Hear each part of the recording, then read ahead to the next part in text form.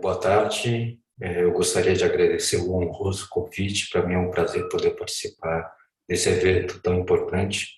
E eu gostaria de mandar um abraço especial para o meu grande amigo Alírio. Muito obrigado pelo convite, Alírio. Pena que eu não posso estar pessoalmente na sua frente para te dar um grande abraço.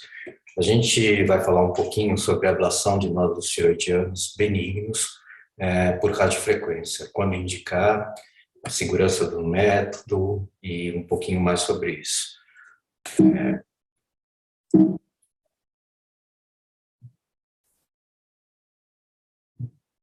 Eu não tenho nenhum conflito de interesse e a gente veio da história da tiroidectomia desde 1876, né, quando foi descrita a técnica, né, e os dois pais da tiroide no mundo, que são o Hauser e o Cocker.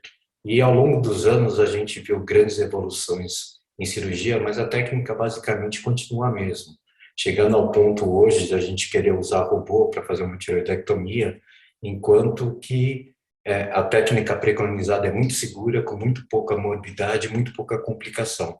E tudo isso basicamente por causa da cicatriz, né? Então aqui são alguns resultados de pacientes meus operados e vocês podem ver que a cicatriz quase na grande maioria das vezes é muito boa, né? Mas por causa dessa discussão de cicatriz apareceram várias coisas na literatura e é meio anacrônico, né? Porque você veja, tem gente que se submete a quase todo tipo de cirurgia plástica e não está muito preocupado com o resultado da cicatriz. Eles querem o resultado estético para eles mais importante do que a própria cicatriz. E a partir disso foram desenvolvidas várias técnicas tentando evitar a cicatriz da tiroidectomia, como transaxilar, como transmamária, né? E ultimamente a mais desenvolvida é a toetiva, que pode ser feita via endoscópica ou pode ser via robô. E aí, o que a gente agregou a isso? Vários novos devices com valores diferenciados, desde uns valores mais baratos até devices muito caros, como o próprio robô da Vinci. Essa aqui é a técnica que eu vou falar para vocês, que é a radiofrequência, que é a ablação por radiofrequência, é um dos tipos de termoablação. Hoje, basicamente, você tem a radiofrequência, o laser e o microwave, que são técnicas muito boas quando bem indicadas. Ela é segura, ela é comparada ao procedimento convencional, é segura. Então, a gente vai discutir um pouquinho sobre segurança do procedimento, a curva de aprendizado, o custo-benefício, os resultados de tratamento, as complicações e, desculpa, voltando um pouquinho, a qualidade de vida e os resultados estéticos, que parece sempre que é o que mais importa nesse tipo de procedimento. Mas a radiofrequência é um procedimento visando apenas a estética do paciente? Eu acho que não, e a gente vai mostrar um pouquinho, né? Então, quando é que você vai indicar a radiofrequência? Então, primeiro, a gente tem que dividir entre doença benigna e maligna. Por causa do tempo, eu decidi falar basicamente sobre suas doenças benignas, que é muito bem estabelecido na literatura, mas gostaria de lembrar que cada vez mais a radiofrequência ou a ablação, termoablação, tem sido utilizada para neoplasias malignas da tireoide, né? Uma coisa importante que de se ver é que a radiofrequência ela se disseminou rapidamente pelo mundo, né? Hoje os grandes centros mundiais, tanto os dos Estados Unidos, da Europa como da Ásia, já se utilizam da termoablação de nódulos tiroidianos. E no Brasil, tem crescido rapidamente o número de profissionais que têm indicado esse tipo de procedimento. Eu aprendi a radiofrequência, fiz meu treinamento prático com o Dr. Stefano Spiezia, em Nápoles. Foi um grande prazer, esse é o hospital que o Dr. Spiezia trabalha, né? E, basicamente, quais são as indicações para os nódulos benignos? Então, são aqueles pacientes que têm um nódulo benigno com sintomas compressivos, nódulos maiores que 3 ou 4 centímetros, em pacientes jovens principalmente, e, em alguns casos, nódulos menores, principalmente em casos de nódulos de isthmus, menores em pacientes magros, com pescoço fino, onde você poderia indicar, nesse caso, uma tiroidectomia parcial. O que a gente vê nesse trabalho publicado em 2015 é que cerca de 11% dos nódulos tiroidianos, mesmo benignos, eles crescerão, 11% desses nódulos terão um crescimento nos próximos 5 anos. Apesar de sabermos que a grande maioria dos nódulos benignos, quando diagnosticados, eles vão continuar instáveis, sem crescimentos e sem indicação de qualquer tipo de tratamento. O que vai influenciar para você na indicação de uma radiofrequência? Os fatores principais são a função da tireoide, a gente vai ver um pouquinho para frente, que é uma excelente indicação para a doença de Plummer, a estrutura e o tamanho, sintomas compressivos, os achados citopatológicos comprovados de benignidade, a concomitância com outras patologias e a expectativa do paciente, que cada vez mais é muito importante. Bom, a gente já sabe que o guideline da ATA de 2015 já contempla a radiofrequência e o laser como tratamento de nódulos benignos. A gente vai ter a próxima revisão da ATA provavelmente publicada em 2023 e várias novidades de tratamentos mais conservadores para nódulos benignos da tireoide vão aparecer, inclusive para nódulos malignos vão aparecer nessa nova revisão. Qual é o princípio da radiofrequência? É você fazer uma coagulação, uma degeneração celular desse nódulo, né? E para isso você não pode atingir temperaturas maiores que 100 graus. Geralmente a gente vai atingir, o nosso objetivo entre 70 e 100 graus. Então você vê aqui uma peça histopatológica, né, um nódulo tiroidiano, mostrando aqui a ponta da agulha da radiofrequência com um diâmetro de ablação de mais ou menos 2 centímetros por 2 centímetros.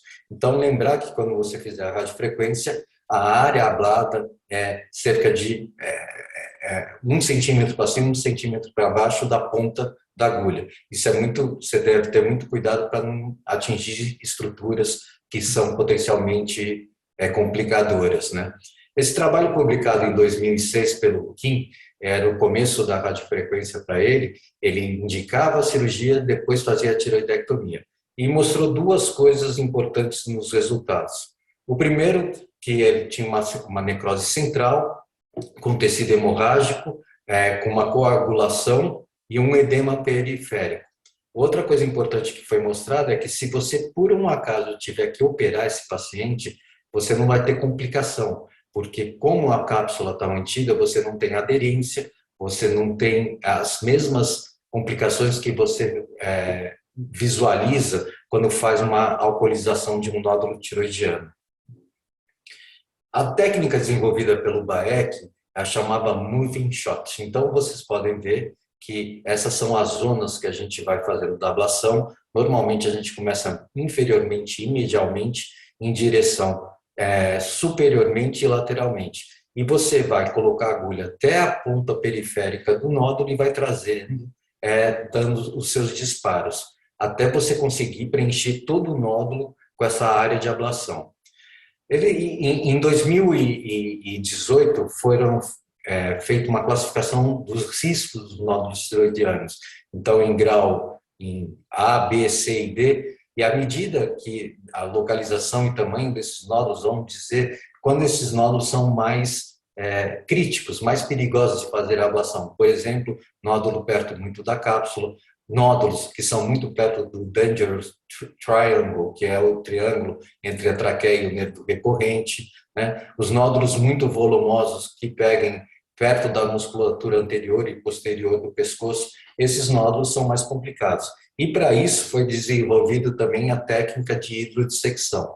Então, o que consiste isso? Você injeta uma glicose gelada nos locais que você quer fazer a ablação, separando esse local, por exemplo, da artéria carótida, ou, por exemplo, separando do nervo recorrente, para você conseguir fazer a ablação com maior segurança e com menor risco de você queimar essa estrutura nobre. Isso aqui foi a técnica, como é que você faz, né? Para quem é ambidestro, você pode sempre ficar embaixo, mas quem tem mão canhoto ou destro, quando você vai ablar o nódulo, por exemplo, o destro que vai ablar o nódulo À direita, ele fica embaixo do paciente. Se o nódulo é à esquerda, ele só sabe usar a mão direita, ele vai ficar acima do paciente para ter posição para entrar com a agulha para fazer a ablação. Então, essa aqui é a posição, por exemplo, um médico destro, né, com o nódulo à esquerda, ele fica na cabeceira do paciente, na mão esquerda segurando o ultrassom, na mão direita com a agulha de ablação, e fazendo a técnica de moving shot transístmicas, né? Há algumas dicas para quem começa a fazer ablação. Você usar uma potência menor por um tempo maior é melhor e mais seguro do que fazer uma potência maior em um tempo menor de ablação. Começar com nódulos medianos, entre 2 e 3 centímetros, e se você tiver dúvida, não faça a ablação do nódulo inteiro. Faça a ablação de 80% do nódulo, evite correr o risco de você ter uma lesão nervosa ou vascular, e lembrar que sempre existe a possibilidade de você fazer uma nova ablação para corrigir a patologia, né? Normalmente, o que a gente espera quando a gente faz uma ablação? Isso é importante. Há uma diminuição do volume num período entre 3 e 12 meses. A taxa de recorrência desses tumores, e agora cada vez é menor, mas é em média de 2 a 5%. Você pode ter complicação como uma cirurgia da tireoide, desde que você não siga os cuidados básicos da radioablação, como, por exemplo, a rouquidão, né? E a principal complicação desse procedimento é a dor, mas geralmente é uma dor leve que com qualquer anti-inflamatório ou analgésico passa rapidamente. Isso aqui é um exemplo de uma ablação de um nódulo tiroidiano, dístico, de uma mulher de 32 anos.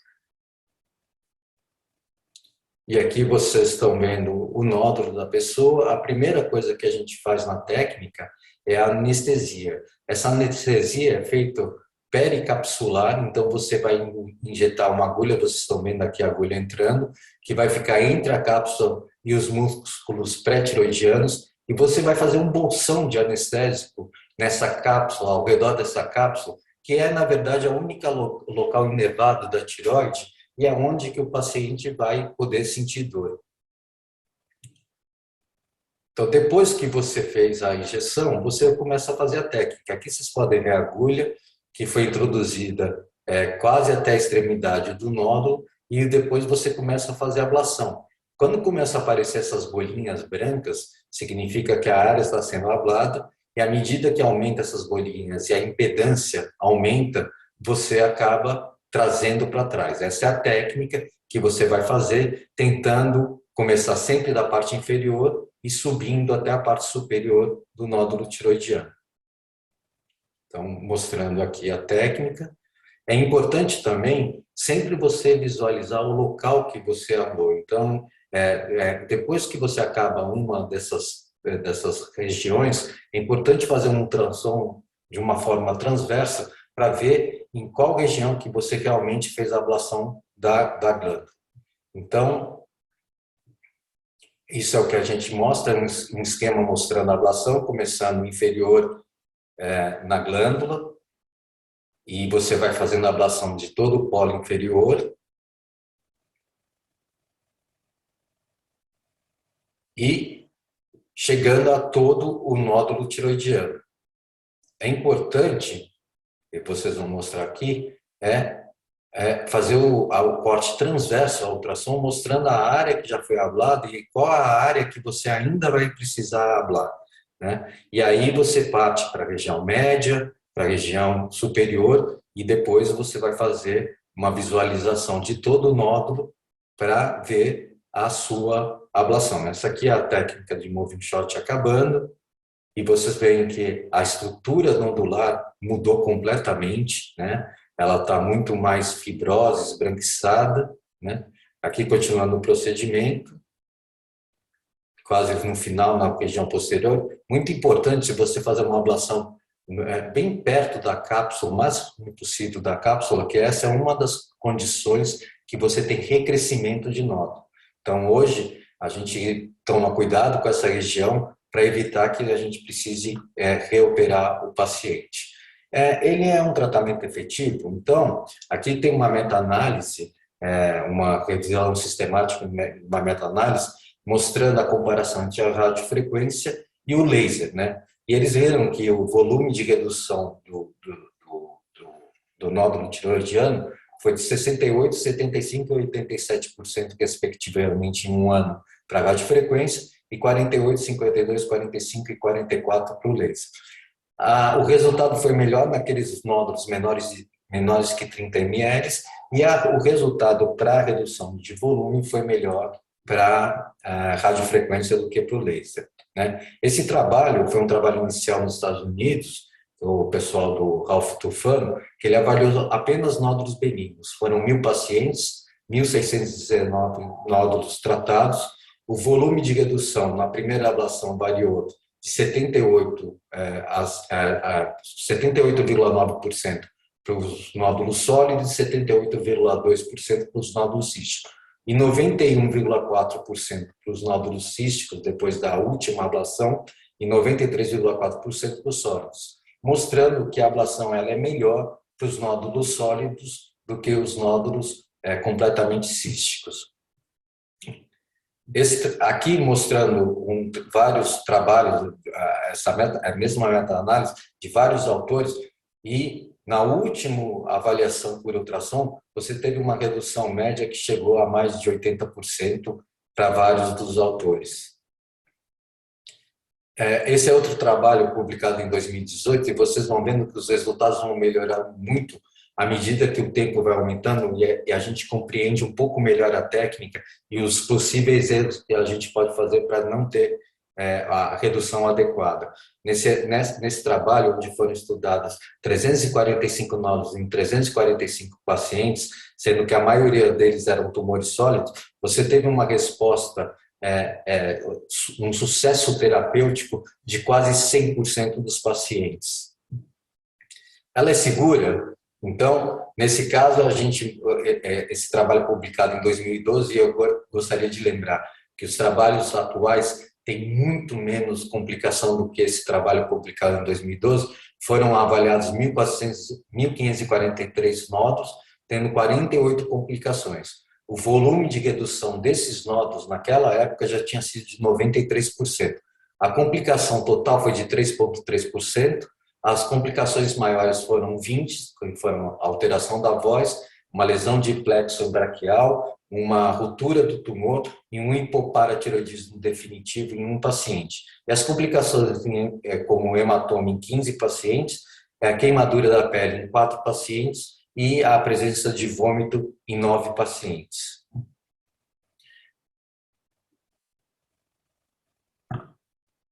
Nesse outro trabalho, eles fizeram uma análise, uma revisão sistemática e uma meta-análise de 24 estudos elegíveis, onde foram selecionados 2.421 pacientes e tratados 2.786 nódulos tiroidianos.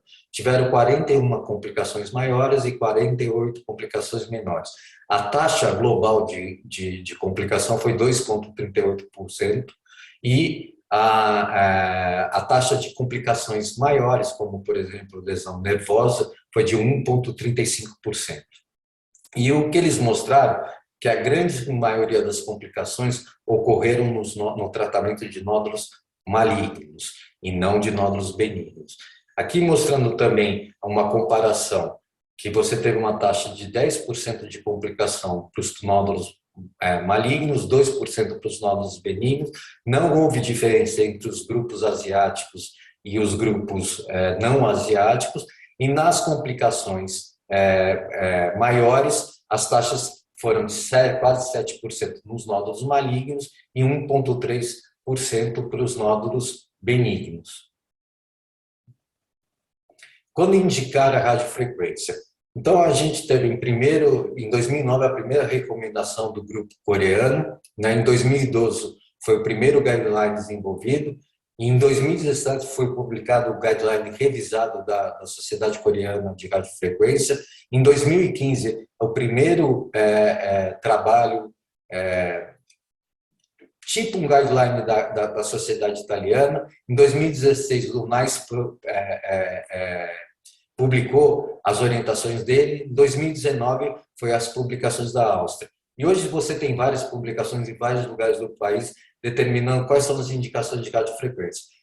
Tomando só a Coreia, você pode ver que são para nódulos sintomáticos, nódulos funcionantes, aqueles nódulos predominantemente císticos, a escolha, o primeiro tratamento de escolha para eles é a alcoolização com etanol, nos nódulos autônomos, né? E mesmo para grávidas, eles falam que você não pode usar o monopolar, mas se você tiver o aparelho bipolar, você pode utilizar. Então, quais são as indicações principais? Pacientes com nódulos benignos, produzindo sintomas compressivos ou cosméticos, nódulos autônomos. Potenciais indicações para câncer primário da tireoide, para metástase da tiroidiana recorrente, né? E as contraindicações até o momento são para as lesões foliculares e aqueles nódulos que têm uma punção pré-tratamento suspeita de câncer. Contraindicações relativas são as mulheres grávidas, paciente que tem arritmia cardíaca e usa marca-passo e paralisia de corda vocal contralateral, que ao meu ver, não é uma contraindicação.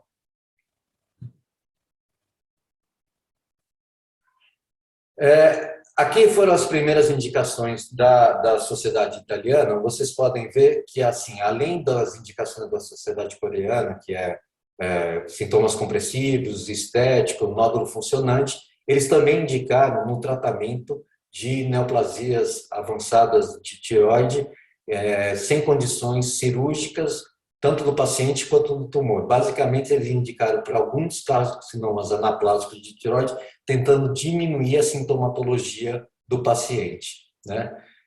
Na Itália também, os nódulos císticos, o tratamento de escolha predominantemente é a alcoolização com etanol e até agora, no momento, para câncer de tireoide, mesmo em microcarcinomas, a terapia de escolha continua sendo a cirurgia.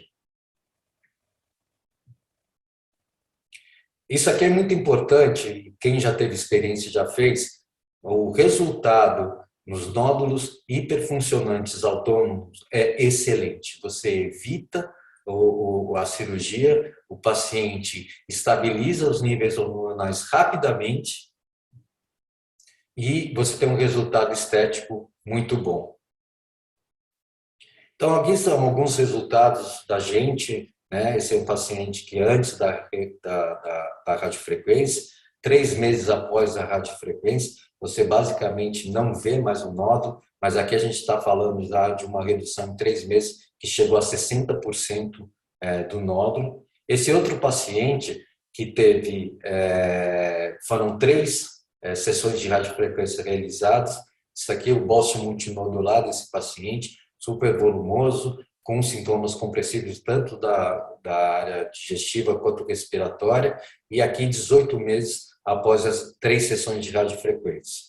Esse é um caso publicado na literatura, a gente tem 3 casos nossos realizados com resultados semelhantes, é um nódulo hiperfuncionante, uma doença de Plummer, isso daqui após a radiofrequência, vocês podem ver a função tiroidiana normal.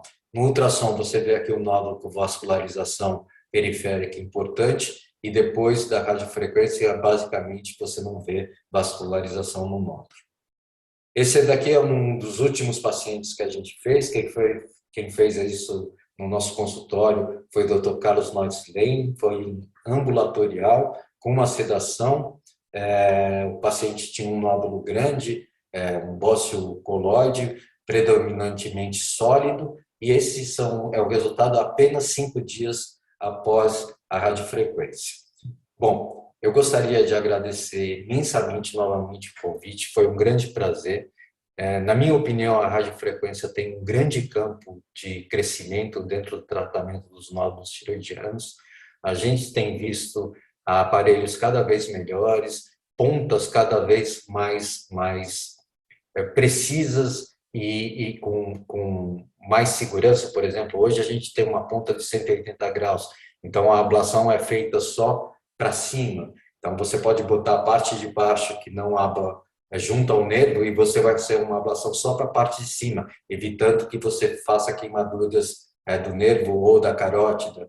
E acho também, na minha opinião, que para cânceres bem indicados, e aí eu estou falando nódulos basicamente microcarcinomas ou pacientes T1B, aqueles nódulos até 2 centímetros, quando bem indicados, um paciente, um grupo bem indicado de pacientes, você vai acabar tendo uma grande indicação também para alguns cânceres primários de tireoide, sem falar naqueles casos de metástases em nível 6, que a cirurgia produz uma grande morbidade, mesmo na mão de cirurgião experiente, o índice de complicação é bem maior quando você tem que explorar o nível 6 do que tentar fazer a ablação dessas metástases em nível 6 junto ao nervo recorrente por radiofrequência.